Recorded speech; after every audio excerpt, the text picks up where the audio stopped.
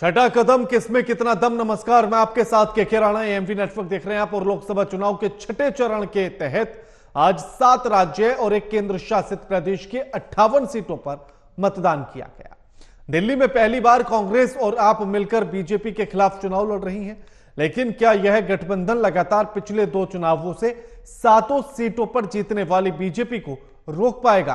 क्या रोजगार, गरीबी, देश को आगे ले जाने का मुद्दा वाकई जमीनी सच बनेगा या सिर्फ चुनावी गोटी बनकर रह जाएगा?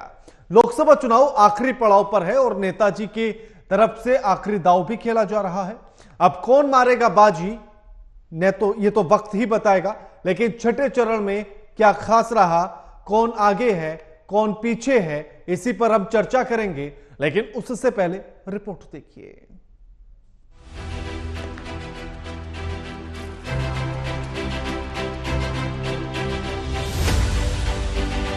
लोकतंत्र से प्यार हमें है, संविधान से नाता है, मत देना अधिकार हमारा और बड़ा कर्तव्य भी है। वोट सुनो अनमोल है साथी, इसको नहीं गंवाना है। लोकतंत्र के महापर्व के छठे चरण को आज देश ने मनाया है, जिसमें 8 राज्यों की 58 सीटों पर मतदान किया गया। दिल्ली की 7, उत्तर प्रदेश की 14, हरियाणा की सभी 10, बिहार और पश्चिम बंगाल की 8, ओडिशा की 6 और झारखंड की 4 सीटों पर, साथ ही जम्मू कश्मीर की 1 सीट पर भी वोटिंग की गई। इस बार के लोकसभा चुनाव में गारंटी का दौर लगा है। विकास की गारंटी, रोजगार की गारंटी, देश को आगे ले जाने की गारंटी, सबने अपनी अपनी गारंटी रखी है। फिर गारंटी की रफ्तार और तेज होकर खटाखट के साथ ही फटाफट, ठकाठक, टकाटक, सटासट, टनाटन, गटागट और सफाचट जैसे शब्दों पर चुनाव घूमने लगा और नेताजी कहने लगे सबको सब कुछ मिलेगा खटाखट। लेकिन अब देखना ये होगा कि चुनाव जीतने के बाद नेताजी अपना वादा पूरा करते हैं या नहीं। क्या रोजगार का मुद्दा वाकई जमीनी सच बनेगा या सिर्फ चुनावी गोटी बनकर रह जाएगा? गरीबों और वंचितों तबके की सहायता के लिए चलाई जा रही ढेरों केंद्रीय परियोजनाएं हैं, लेकिन इन योजनाओं के जमीनी स्तर पर लागू करने को लेकर हमेशा शिकायत आती रहती है।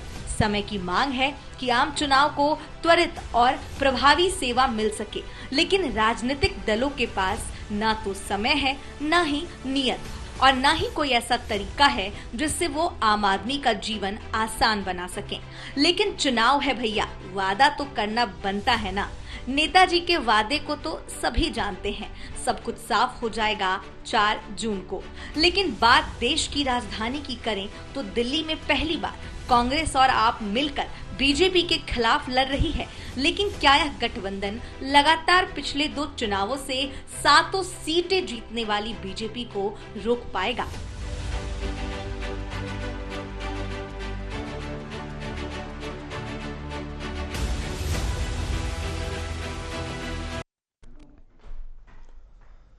अब देखिएगा, सभी पार्टियों के अपने अपने दावे हैं, अपने अपने वादे हैं और उन्हीं के आधार पर यह चुनाव चल रहा है।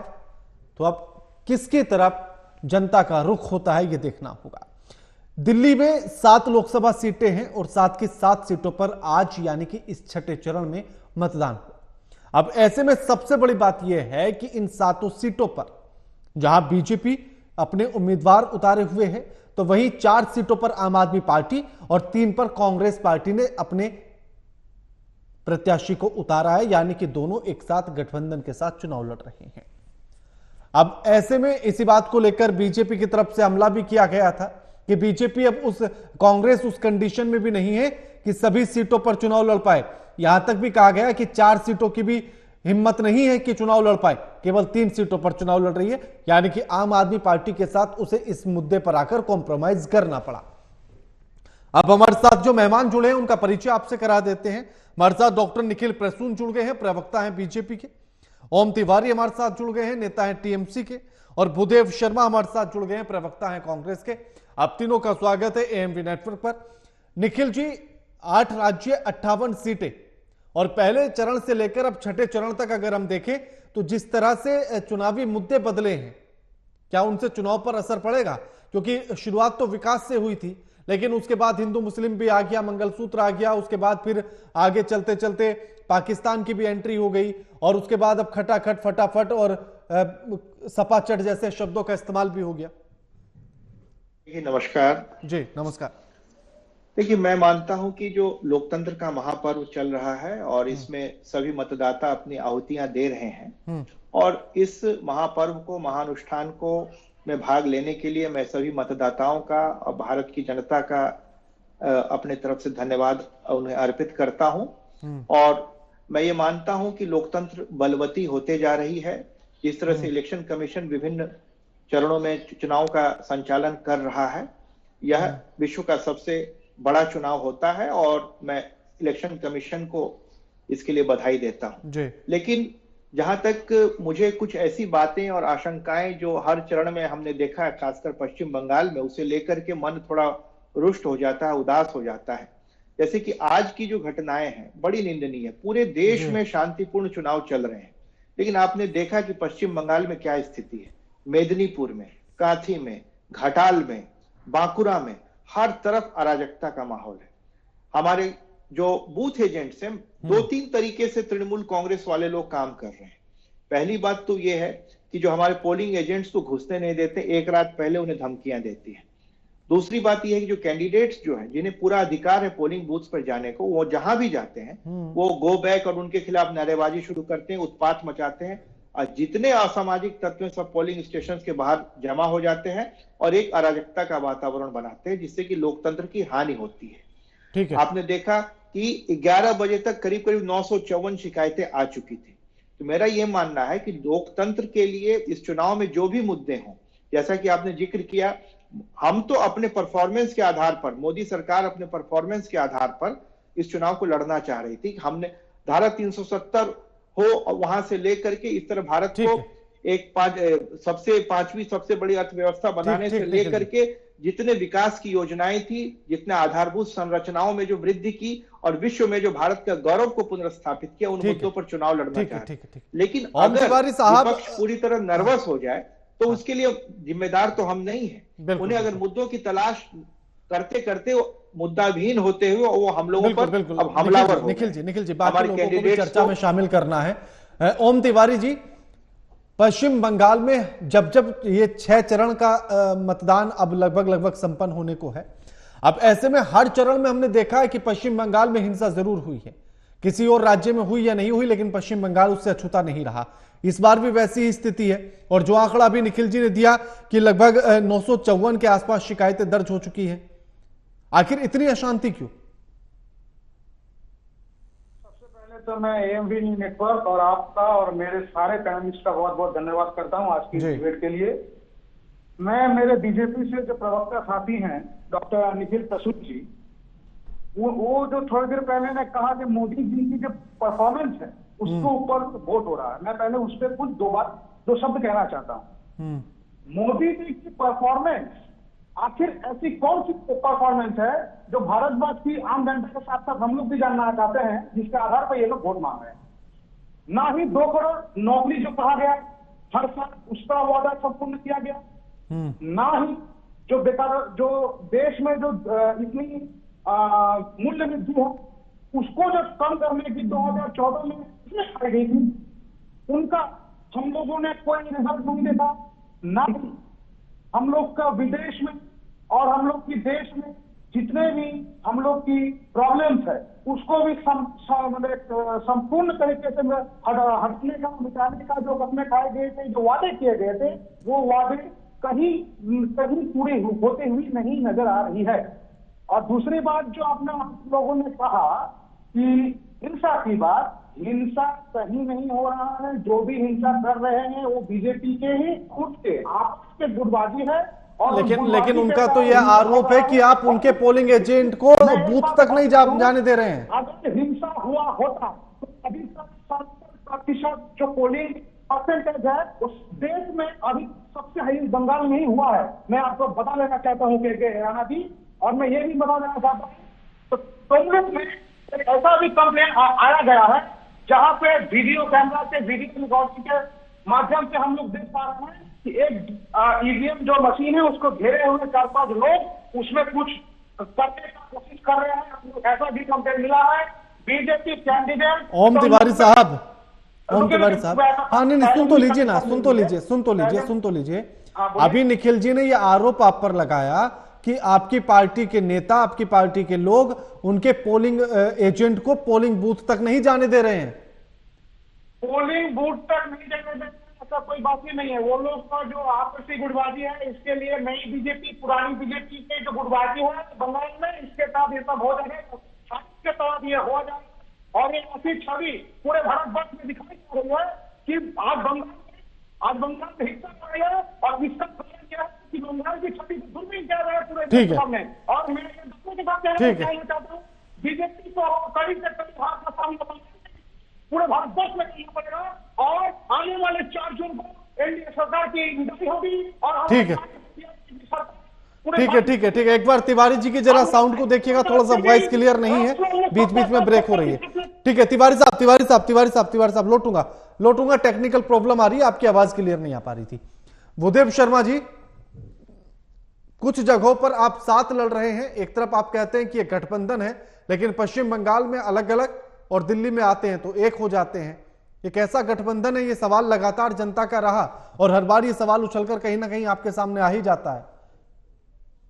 के राणा जी, बहुत बहुत धन्यवाद। सबसे पहले तो मैं आपके जितने भी दर्शक हैं उनसे मैं ये अपील करना चाहता हूँ कि अभी सिर्फ 2 घंटे बचे हैं चुनाव इलेक्शन में और अधिक से अधिक संख्या में जिन्होंने मत का अपने का प्रयोग नहीं किया है वो जाएं और अपने बच्चों के भविष्य के लिए मतदान करें। अब तिवारी राणा जी, आपने जो सवाल पूछा मैं उसका जवाब देता हूँ। आपने कहा कि ये सवाल बार बार आ जाता है कहीं गठबंधन है कि नहीं।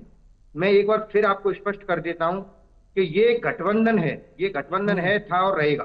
दूसरी बात यह है कि आज कोई विपक्षी पार्टी नहीं है देश के अंदर जो चुनाव लड़ रही है। आज इस देश की जनता चुनाव लड़ रही है अपने अधिकारों के लिए। आज इस देश की जनता चुनाव लड़ रही है रोजगार के लिए। इस देश का किसान चुनाव लड़ रहा है एमएसपी के लिए। इस देश की महिलाएं चुनाव लड़ रही है अपनी सुरक्षा के लिए।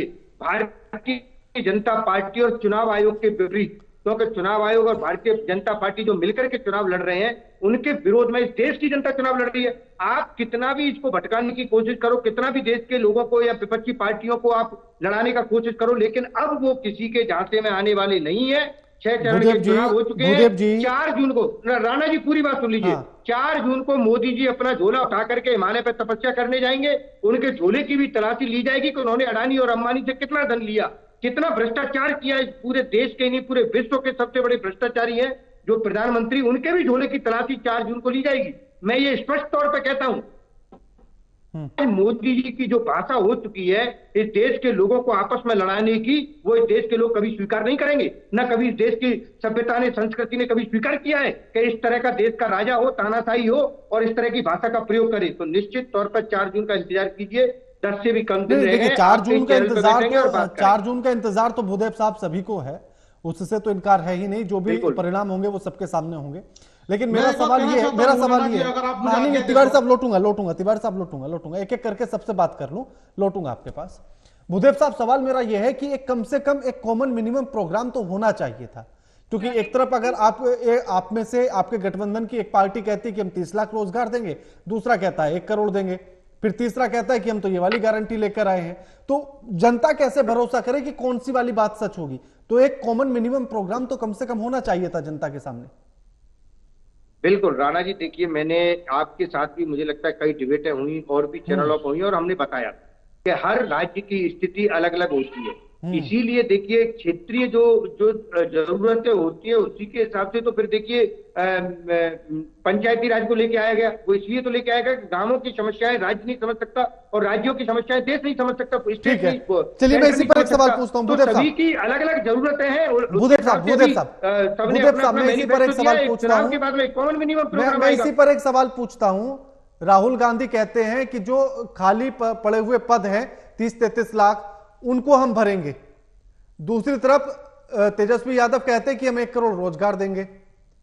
तो क्या बिहार वालों को 1 करोड़ रोजगार मिलेगा और पूरे देश को केवल 33 लाख? राणा जी मैंने क्या कहा कि अगर राहुल जी अगर बात कर रहे हैं तो वो केंद्र की भी बात कर सकते हैं, किसी राज्य की तो नहीं कर रहे। अभी तेजस्वी यादव जी बिहार की बात कर रहे हैं, तो निश्चित तौर पे मैंने वही कहा कि अगर केंद्र में जो वैकेंसियां हैं केंद्र सरकार की, उनको भरने का काम करेंगे जब हमारी सरकार तो आपको लगता है कि बिहार में 1 करोड़ नौकरियां हैं? राज्य के नहीं, आप ये बताइए, केंद्र स्तर पर वैकेंसी होती है, राज्य स्तर पर भी होती मैं है, भी तो वही पूछ रहा राज्य हूं के ना। स्तर पर भी भरी जाएंगी, केंद्र के स्तर पर भी भरी जाएंगी। अच्छा, मैं ये डिफरेंस नहीं समझ पा रहा हूं ना कि राज्य के स्तर पर सेंट्रल गवर्नमेंट कैसे राज्य के स्तर पर भर्ती करेगी और केंद्र के स्तर पर भर्ती करेगी, ये तो समझ में आ गया। राज्य के स्तर पर कैसे करेगी ये नहीं समझ पाया मैं अभी। नहीं, क्यों जब राज्य में हमारी सरकार बनेगी तो राज्य में वहां पे हम सरकार बनेगी तो वहां पे भर्तियां करेंगे। अभी आप चुनाव किसके लिए लड़ रहे हैं, राज्य के लिए या केंद्र के लिए? जहाँ जिन राज्यों में ये जो दावा है, ये जो तेजस्वी यादव का वादा है, तेजस्वी यादव का जो वादा है, कर्नाटक में हम दे रहे हैं ना, हमने जो वादा किया है उसको देखो, हम अगर जिनको नौकरी नहीं मिलेगी उनको 1 लाख रुपए मिलेगा ना पर ईयर। सुन तो लीजिए ना, ये जो वादा अभी तेजस्वी यादव ने किया कि 1 करोड़ रोजगार देंगे, ये केंद्र के लिए किया है या राज्य के लिए किया है, ये भी तो स्पष्ट कर दीजिए। तभी तो मैं कह रहा हूं ना कंफ्यूजन है। कॉमन मिनिमम प्रोग्राम होना चाहिए था। तो बिल्कुल राणा जी, मैं भी आपको वही बताने की कोशिश कर रहा हूं कि जब हमारी सरकार बनेगी तो सबके सामने कॉमन मिनिमम प्रोग्राम भी आएगा, सारे बैठ करके उसको डिसाइड करेंगे, उसके बाद में राज्यों के लिए भी और केंद्र के स्तर पर भी नौकरियां निकलेंगी, कॉमन मिनिमम प्रोग्राम आएगा, बिल्कुल आएगा। 1 करोड़ की बात की है, आखिर वो कैसे क्लियर होगा? वो राज्य के बिल्कुल जो वादे राज्यों के स्तर पर किए गए हैं वो राज्यों के स्तर पर उनको पूरा किया जाएगा, जो केंद्र के स्तर पर किए गए उनको पूरा किया जाएगा। जहां हमारी सरकारें, चाहे तेलंगाना हो, कर्नाटका हो, वहां हमने जो वादे किए थे उनको हम पूरा कर रहे हैं। ठीक है, और 90% तिवारी साहब हो गए, तो निश्चित तौर पर मैं कहता हूं कि वादे पूरे होंगे। पहले सवाल तो सुन लीजिए तिवारी जी, सवाल तो सुन लीजिए, सवाल तो सुन लीजिए। मुझे उचित समय आप लेकिन दीजिए। हाँ, सवाल तो सुन लीजिए ना, पूरा उचित समय दिया। देखिए टाइम सबको बराबर दे रहा हूँ, सबको बराबर। सुन तो लीजिए, सवाल तो सुन लीजिए महाराज। ओम साहब, सवाल तो सुन लीजिए, आप ही का मौका है, आप ही को दे रहा हूं मैं टर्न। मेरा सवाल ये है कि जो भूदेव जी से मैं पूछ रहा था, स्पष्ट करना चाहता था, वो भी कर दीजिए। जो आप कहना चाहते हैं वो भी करिएगा, उसके बाद मेरा सवाल पर आ जाना। मेरा सवाल ये है कि जो भूदेव जी से मैं अभी पूछ रहा था, मैं नहीं समझ पाया उसे कि कैसे राज्य के स्तर पर भर्ती करेंगे और कैसे केंद्र के स्तर पर भर्ती करेंगे, वो भी तब जब सेंट्रल में गवर्नमेंट होगी। अब इसका भी जवाब दे देना और जो आप कहना चाहते वो भी बता दीजिए। पहले मैं आपको बता दूं, जो मेरे बीजेपी के साथी प्रवक्ता डॉक्टर निखिल प्रसून जी ने कहा कि बंगाल में, प्रसून जी बोल कहाँ रहे हो, तो चुपचाप बैठे हुए हैं। नहीं, आप पहले जो पहली वाली बात पर थोड़ा सा अधूरा रह गया। पहली वाली बात का जवाब दे रहा हूं सर। हाँ। मेरी बात को कृपया सुने, मैं आपका सुनूंगा जरूर जी। बांकुड़ा में आज सुबह की घटना है, बांकुड़ा में जहां चुनाव हो रहा है जी, ऐसी छवि हम लोगों को सबके सामने प्रेस के माध्यम से जानने को मिला कि 5 बूथ बांकुड़ा में ऐसे हैं 56, 58, 60, 61, 62, जहां बीजेपी की टैग ईवीएम मशीन के साथ साथ वीवीटी पैड में पहले से लगाया हुआ था। इसका जवाब कौन देगा? दूसरा, और बीजेपी की जो कैंडिडेट हैं हम लोग के तमलुक लोकसभा केंद्र की माननीय न्यायाधीश अभिजीत गांगुली जी, उन्होंने जो गांगुली एक ही होता है सर। अच्छा ठीक है, मैं कंफ्यूज था, अगर मैं गलत नहीं करना जरूरी था। हाँ, बाकी आप लोकल में आप बेहतर समझेंगे। नहीं, थैंक यू जो भी हो। हाँ। मैं बता देना चाहता हूं, अभिजीत गंगोपाध्याय जी ने, जैसे हमारी देश की महिला मुख्यमंत्री और एकमात्र महिला मुख्यमंत्री देश में जो है, उनके प्रति जो बहुत ही गंदी तरीके से कटाक्ष किया था कि उन्होंने जानना चाहा था कि हमारी माननीय मुख्यमंत्री ममता बनर्जी का दाम क्या है। मैं उसका आज विरोध करता हूं सबके सामने। उन्होंने बहुत ही गंदी तरीके से, वो मैटर निष्पादित हो चुका है कि उस मैटर को इलेक्शन कमीशन ने निष्पादित कर दिया है।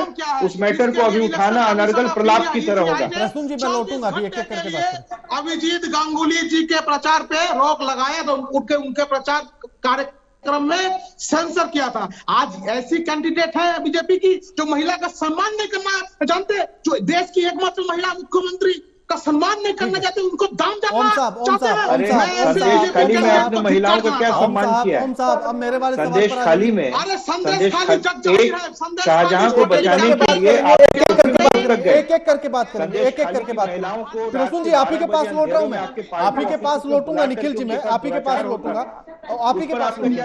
हाँ, तिवारी जी, अब मेरे सवाल पर आ जाइए ना प्लीज। यहाँ अगर दुराचार होता है तो उसे सजानो मैं गंज बोला आपके बात जाता पे है। जा रहा पार्क हूँ स्ट्रीट हाँ। रेप कि केस में जैसे क्या मेरे हुआ? साथी मालदा कांग्रेस में के साथी ने महिलाओं कहा के साथ हाँ। जो दुराचार हुआ, कि उसमें कांग्रेस क्या हुआ? निखिल जी निखिल जी लौटूंगा आपके पास, निखिल जी आप ही के पास आ रहा हूं मैं, आप ही के पास आऊंगा निखिल जी। हाँ। प्लीज हाँ। इतना अदर्द ना हो, आपका टाइम आएगा, आप जरूर बोलिएगा। जी जी बोलिए तिवारी साहब। मैं बोल रहा हूं के राणा जी कि जब हमारे केंद्र में INDIA की गठबंधन की सरकार आ जाएगी, उसके बाद हम लोगों ने हर स्टेट में जहां जहां हम लोग की सरकार पहले से है, यानी गठबंधन की सरकार, उसको हम उसके साथ जो एक्चुअल डबल इंजन जो बीजेपी वादा करती है ना, डबल इंजन जो काम नहीं कर पाती है, हम लोग एक्चुअली डबल इंजन की सरकार राज्य सरकार के साथ केंद्र सरकार का गठबंधन करते हुए देश के प्रति, देश के जनता के प्रति जो काम कैसे किया जाता है, वो नौकरी हो, वो बेरोजगारी हो, वो दाम जो आज मूल्य वृद्धि हो, जो कुछ भी हो, आज पूरा संपूर्ण न्याय तरीका को जो खत्म कर दिया गया है, तिवारी साहब, वापिस से तिवारी साहब देखिए बड़ा कंफ्यूजन है इस बात में। कोई बात नहीं, सुन लीजिए ना मेरा सवाल तो सुनिए ना। अरे सुन तो लीजिए महाराज, आप नेता है, पता है मुझे, आप बोलते हैं, अच्छा बोलेंगे आप। मैं यही पूछना चाह रहा हूँ, सुन तो लीजिए, अरे सुन तो लीजिए महाराज, सुन तो लीजिए। बिहार में तेजस्वी यादव कह रहे हैं कि हम 1 करोड़ रोजगार देंगे, वहां तो आपकी सरकार भी नहीं, वहां तो आपकी गठबंधन के साथ भी सरकार नहीं बनी अभी, तो फिर कैसे देंगे 1 करोड़ रोजगार? बात आप लोकसभा चुनाव में वादा कर रहे हैं और बात विधानसभा में पूरी होगी। देखिए, मैं पहले स्पष्ट कर देना चाहता हूं, जैसे INDIA की सरकार केंद्र में आएगी, हम लोग केंद्र सरकार के हेतु मदद के साथ सिर्फ बिहार में ही नहीं, पूरे भारत वर्ष में नौकरियां देने का काम करेंगे और बेरोजगारी को दूर करने का काम करेंगे। इस पे आप लोगों को लेकिन जो मेरा एक्चुअल सवाल था वो जवाब नहीं मिल पाया। चलिए कोई बात नहीं। क्या सर बताइए। निखिल साहब, नहीं लौटूंगा आपके पास, फिर दोबारा पूछ लूंगा वो सवाल। निखिल जी एक तो देखिए तमाम आरोप अभी ओम तिवारी ने आपके ऊपर लगाए, ममता बनर्जी ने भी इसी बात को कहा कि तमाम ऐसे बूथ है जहां पर जो EVM मशीन गई उन पर बीजेपी का टैग लगा हुआ है। देखिए सवाल ये है कि इस पर इलेक्शन कमीशन ने कुछ देर पहले बहुत ही लंबा स्पष्टीकरण दे दिया है ट्वीट के माध्यम से कि किन परिस्थितियों में ऐसा होता है। ये सामान्य प्रशासनिक प्रक्रिया है। आप इलेक्शन कमीशन के जो ट्विटर अकाउंट है उस पर जाइए, उस पर उसका संपूर्ण उत्तर है। मैं आपका समय नहीं लेना चाहता हूं, आप डायरेक्ट उस ट्वीट को या तो अपने कार्यक्रम में दिखा सकते हैं, उसका हिंदी ट्रांसलेशन भी दे सकते हैं। रही बात मोदी सरकार के अचीवमेंट की, तो मैं ये कहना चाहूंगा कि मोदी सरकार ने जो है समाज के हर वर्ग के लोगों के लिए, बच्चों के लिए, युवा के लिए, महिलाओं के लिए, वृद्ध के लिए, सबके लिए इतनी सारी योजनाएं रखी हैं, और उसके साथ जो है समूचे देश के सर्वांगीण विकास के लिए उन योजनाओं की अगर हम लोग चर्चा करेंगे तो उसमें 2-3 दिन वैसे ही लग जाएंगे। ये तो हमारे विरोधी भी मानते हैं कि पूरे विदेशों में। लेकिन निखिल जी अभी हाल ही में एक रिपोर्ट ये भी आई थी कि जितने शौचालय आपने बनाए उनमें से केवल चंद शौचालय ही थे जो यूज में थे। साथ ही जो आपने उज्ज्वला योजना में गैस सिलेंडर दिया था वो दोबारा से रिफिल नहीं करा पाए लोग। देखिए, हर काम में सुधार की आवश्यकता होती है। हमने जनधन अकाउंट से लेकर के विश्व का सबसे बड़ा फाइनेंशियल इंक्लूजन का कार्यक्रम शुरू किया। हमने सबसे बड़ा विश्व का हेल्थ एश्योरेंस प्रोग्राम जो आयुष्मान भारत है उसे स्टार्ट किया। हमने भारत को 5वीं सबसे बड़ी अर्थव्यवस्था की ओर ले जाने का। आप में उस सिलेंडर वाली बात पर आइए ना, क्योंकि लोगों का ये कहना है कि चलिए सरकार ने एक बार दे दिया हमें। ट्रिपल IIT केंद्रीय विश्वविद्यालय से लेकर के जनधन योजना के अलावा भी आपने देखा जिस तरह किसानों निखिल जी मैंने जो भी सवाल किया, क्योंकि लगातार लोगों ने ये कहा कि एक बार तो हमें उज्ज्वला योजना में गैस का सिलेंडर और चूल्हा दे दिया गया, लेकिन दोबारा भरवाने जाते हैं तो फिर तो 1000 रुपए लग रहे हैं ना, तो वो कहां से लाए? अभी कुछ जहां पर विपक्षी दलों का शासन है वहां की सरकारें केंद्र की योजनाओं को लागू करने से हमेशा बहानेबाजी करती है, खासकर पश्चिम बंगाल में। इसलिए पश्चिम बंगाल के किसानों को काफी लंबे सिलेंडर की दिक्कत तो सभी के साथ है ना। अभी हाल में निखिल जी सिलेंडर की दिक्कत तो सभी के साथ है ना। आयुष्मान वो तो चाहे पश्चिम बंगाल वाला सिलेंडर खरीदे या उत्तर प्रदेश वाला खरीदे या दिल्ली वाला खरीदे, सिलेंडर तो लगभग सेम रेट का है। हमने 8 लाख करोड़ रुपया यहाँ की सरकार को दिया और उनकी यूपीए सरकार ने 10 साल में 2.5 लाख करोड़ दिया था। जिस तरह से यहाँ की केंद्रीय योजनाओं का बंदर बांट होता है, ये समूचे भारत में अपने आप में स्टडी का विषय है। देखिए ब्लॉक स्तर पर मेरे सवाल का जवाब नहीं आ रहा है। उत्तर नहीं क्या है चीज? सर। आपका सवाल क्या है? जुमला मेरा पार्टी है, सवाल भारतीय ये जुमला था कि पार्टी अगर है। दोबारा से कोई सिलेंडर को रिफिल कराता है जो आपने उज्ज्वला योजना के तहत दिया, तो उसको सब्सिडी के तौर पर छूट तो आपने दी, लेकिन उसके बाद भी सिलेंडर उतना महंगा है। सर्वे ये कहता है कि दूसरी बार लोग सिलेंडर भरवाने नहीं जाते हैं, तीसरी बार में संख्या और कम हो जाती है। देखिए, मेरा ये कहना है कि राज्य सरकारों का भी अपना दायित्व है। राज्य सरकारें, हमारी राज्य सरकार जो राजस्थान की राज्य सरकार है, उन्होंने में जो उज्ज्वला योजना के जो बेनिफिशियरीज हैं उनको अपने तरफ से सब्सिडी देने का भी काम किया है। मैं विपक्षी दलों की राज्य सरकारों का आह्वान करता हूं। मैं उत्तर प्रदेश का पूछना चाहता हूं कि उत्तर प्रदेश की सरकार कौन सी योजना देती है? सुन लीजिए निखिल जी, सहयोग करें। मैं उत्तर प्रदेश को लेकर ही जानना चाहता हूं कि उत्तर प्रदेश की सरकार ने कौन सी योजना लागू की है जो उज्ज्वला योजना में द्वारा सिलेंडर भरवाने में मदद करती है, मेरे दर्शकों को भी ये जानकारी मिले। उत्तर प्रदेश सरकार ने ऐसी कई सारी योजनाएं लागू की हैं जो कि केंद्र सरकार के साथ, पहली बात तो केंद्र की सारी योजनाओं को उत्तर प्रदेश सरकार ने धरातल पर लागू किया है। मैं उज्ज्वला योजना को लेकर जानना चाहता हूं, जिससे उनके जीवन स्तर में उत्तरोत्तर वृद्धि हुई है। निखिल जी, उज्ज्वला योजना को लेकर द्वारा सिलेंडर भरवाने के लिए राज्य की सरकार क्या मदद करती है उत्तर प्रदेश की, मैं ये जानना चाहता हूं। सरकार ने विशेष परिस्थितियों में वहां के प्रशासन के माध्यम से जो लोग उससे अगर वो लोग सिलेंडर नहीं भरवा पा रहे हैं उन्हें सहायता करने का प्रयोजन लिया है। ठीक है, चलिए लास्ट सवाल समय लौटूंगा। लास्ट सवाल देखिए, दिल्ली, हाँ सुन तो लीजिए, दिल्ली देश की राजधानी, उसके बाद भी वोटिंग के परसेंटेज के मामले में सबसे कम, ऐसा क्यों निखिल जी? खराब हो जाए निखिल जी समय कम है, लौटूंगा समय कम है। मैं ये जानना चाहता हूं कि दिल्ली देश की राजधानी, फिर भी वोटिंग परसेंटेज इतना कम क्यों? मुझसे देखिए, दिल्ली में जो है जनता पूरी तरह से यहाँ की जो निकम्मी आम आदमी पार्टी की जो सरकार है उसे पूरी तरह रिजेक्ट कर दिया है। दिल्ली की जनता शहरी क्षेत्रों में मतदान कम होता है, ये पहले से कन्वेंशनल ट्रेंड रहा है, लेकिन अभी जो भी मतदान हो रहा है पूरी आशा के साथ आम आदमी पार्टी को बार बार इन लोगों ने चुना। एक तरह से दिल्ली की जनता ने ठीक है ओम तिवारी साहब, परसेंटेज इतना कम क्यों? 30 सेकंड मुझे कुछ सेकंड मुझे टाइम दे। 30 सेकंड ओम तिवारी, सिर्फ 30 सेकंड। हाँ 30 सेकंड। उज्ज्वला योजना के लिए मैं पहले एक बात कहना चाहता हूँ, जो हमारे माननीय मुख्यमंत्री ममता बनर्जी ने हर जगह कहती है, एक बंगाली में कहावत है, मैं उसको हिंदी में भी अनुवाद कर दूंगा। अरे ओ नंदलाल, 1200 টাকা केजी गैसे फुटছে 2 টাকা किलो चाल। उसका मतलब है कि ए नंदलाल बाबू, 1200 रुपया का जो गैस सिलेंडर है उस पे 2 किलो का चावल बन के गरीब इंसान आम आदमी खा रहे हैं। ठीक है ओम साहब समय कम है। भूदेव साहब, आखिर परसेंटेज इतना कम क्यों दिल्ली का? बिल्कुल राणा जी, देखिए बिल्कुल मैं इसका जवाब देता हूं, लेकिन एक चीज थी कि आज बीजेपी प्रवक्ताओं की ये हालत हो गई है, वो किसी से कोई भी अगर उनसे सवाल पूछता है उसका जवाब नहीं। ठीक है, शुक्रिया आप सभी मेहमानों का हमारे साथ इस चर्चा में जुड़ने के लिए और ये तमाम बातचीत करने के लिए। लेकिन छठे चरण का मतदान 7 बजे तक लगभग संपन्न हो जाएगा, कुछ ही समय बचा है। अभी भी लोगों से हम यही अपील करते हैं कि अपने घरों से निकले और जाकर मतदान करें, क्योंकि लोकतंत्र का सबसे बड़ा पर्व और मतदान करना हमारा अधिकार है और हमारा कर्तव्य भी। लगातार खबरों के लिए एमपी नेटवर्क देखते रहिए। नमस्कार।